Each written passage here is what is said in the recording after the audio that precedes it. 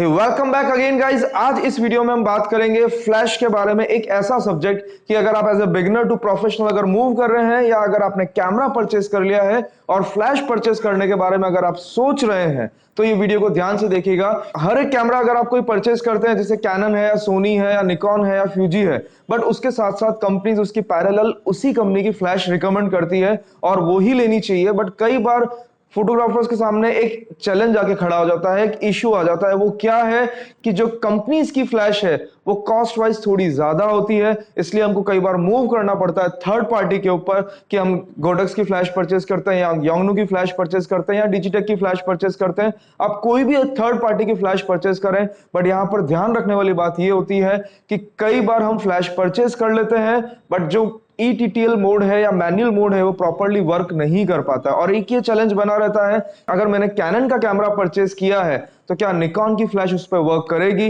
या फ्यूजी की फ्लैश उस पर वर्क करेगी। तो इस बात का सॉल्यूशन इस वीडियो में मैं आपको देने वाला हूं कि आपके पास कोई भी ब्रांड का कैमरा हो या कोई भी ब्रांड की फ्लैश हो, आप उसको यूज कर सकते हैं।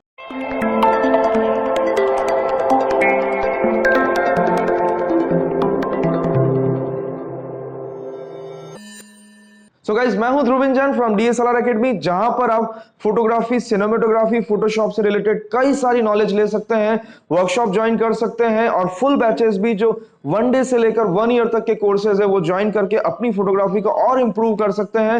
ये सारी इंफॉर्मेशन अगर आपको चाहिए रेगुलर बेसिस पे तो आप इंस्टाग्राम पे फॉलो कर सकते हैं, जहां से आपको हमारे वर्कशॉप जो 3 डेज 5 डेज के होते हैं उनकी इंफॉर्मेशन मिलेगी, ताकि आप शॉर्ट टाइम में बहुत अच्छी फोटोग्राफी सीख सकें। अगर आप ऑनलाइन सीखना चाहते हैं तो भी आपको इंस्टाग्राम से वो इंफॉर्मेशन मिल जाएगी। तो इस चैनल के साथ बने रहिएगा और इंस्टाग्राम पे फॉलो जरूर कीजिएगा। तो हम बात कर रहे थे कि कैमरा अगर हमारे पास एक कैनन ब्रांड का है, यहाँ पे मैं आर यूज कर रहा हूं, तो इसके ऊपर अगर मेरे पास दूसरी कंपनी की फ्लैश है, जो मैं आपको एक आज एग्जांपल देने वाला हूं फ्यूजी का, कि वो इस पे वर्क करेगा या नहीं करेगा। तो सबसे पहले हम एक बात समझ लेते हैं फ्लैश के बारे में कि यहां पर मैं 2 फ्लैश यूज कर रहा हूं। एक है कैनन की, जो कैनन की 600 मेरे पास EX-RT है, ठीक है। ये तो अगर मैं कैनन के ऊपर लगाऊंगा तो मेरे को ETTL वर्क भी देगा और मैनुअल मोड पे भी देगा और मल्टी मोड पे भी मैं इजीली यूज कर सकता हूं।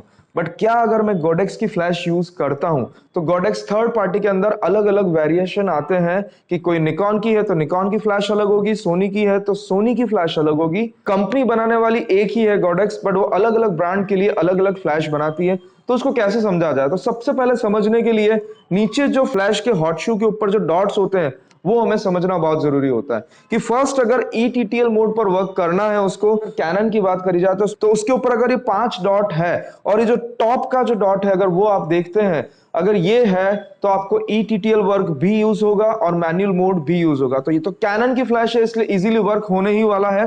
बट अगर मैं बात करूं अदर कंपनीज की, जैसे गोडेक्स की, ये मेरा फ्यूजी कैमरे के लिए फ्लैश है जिसके अंदर अगर आप देखेंगे तो मेरे को सिर्फ 4 डॉट मिल रहे हैं, तो 4 डॉट्स हैं। और अगर मैं इसको कैनन कैमरा के ऊपर अगर मैं लगाकर और अगर फोटोग्राफी करता हूं तो क्या मेरा ETTL मोड वर्क करेगा, ये अभी हम चेक करके मैं आपको बताता हूं। तो first of all Canon R में यूज कर रहा हूं, फ्यूजी माउंट का मेरा गोडेक्स का फ्लैश है जिसको मैंने अटैच किया और यहां पर मैं इसको अटैच करने के बाद ऑन करता हूं और कैमरा भी मेरा ऑन करता हूं।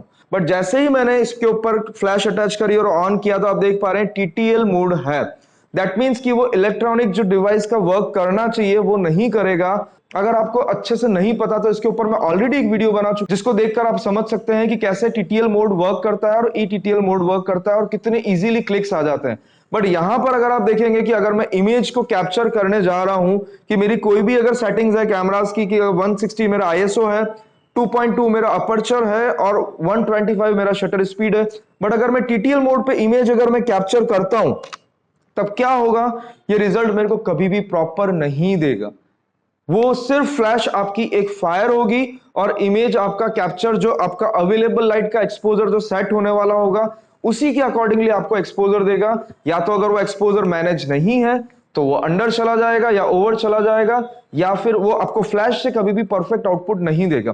बट इसको मैं एक स्टेप मूव करता हूं।